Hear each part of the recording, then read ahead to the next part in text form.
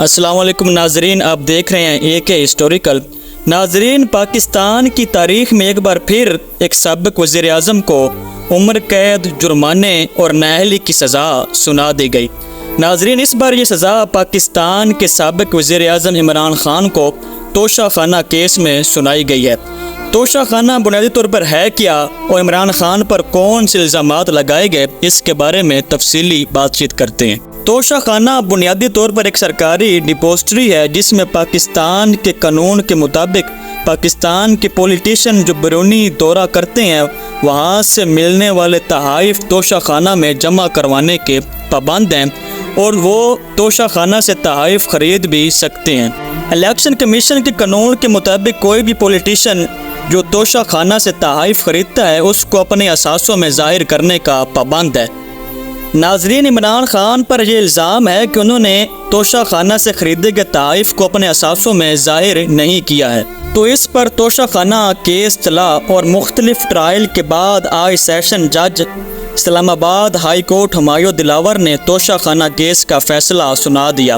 فیصلہ میں عمران خان کو 3 سال قید، 1 لاکھ جرمانہ اور 5 سال کے لیے نااہل کر دیا ہے، اور اب سے کچھ دیر پہلے عمران خان صاحب کو گرفتار بھی کر لیا گیا ہے اور ان کو کوٹ لکھپت جیل میں ٹرانسفر کیا جا رہا ہے، جس کی تصدیق PTI پنجاب کے آفیشیل ٹویٹر اکاؤنٹ سے بھی کی جا چکی ہے۔ واضح رہے، عمران خان صاحب کو سزا 3 بار وقفہ کرنے کے بعد سنائی گئی ہے، اور یہاں پہ کچھ باتیں قابل غور ہیں۔ عدالت نے فیصلہ سناتے ہوئے کہا کہ ملزم کے خلاف جرم ثابت ہوتا ہے۔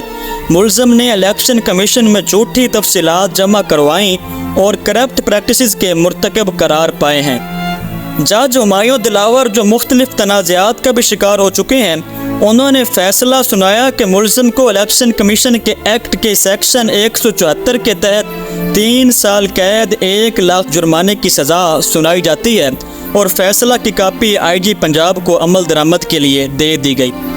واضح رہے، سماعت کے دوران عمران خان کی جانب سے کوئی شخص عدالت میں پیش نہیں ہوا، صرف الیکشن کمیشن کے وکلاء پیش ہوئے، تو جج صاحب نے الیکشن کمیشن کے وکیل سے استفسار کیا کہ آپ کچھ کہیں گے، کوئی شعر و شاعری ہی سنا ڈالیں، جس پر الیکشن کمیشن کے وکیل امجد پرویز نے جواب میں شعر کہا کہ وہ ملا تو صدیوں بعد بھی میرے لب پر کوئی گلا نہ تھا، اسے میری چپ نے رلا دیا جس گفتگو میں کمال تھا۔ بعد ازاں عدالت نے PTI کے وکلاء کو 10:30 بجے کا ٹائم دیتے ہوئے سماعت کو ملتوی کر دیا۔ بعد میں کیس کی سماعت دوبارہ شروع ہوئی تو PTI کی جانب سے جواب آیا کہ ہمارے وکیل صاحب کسی اور کیس میں مصروف ہیں اور ابھی آ جاتے ہیں۔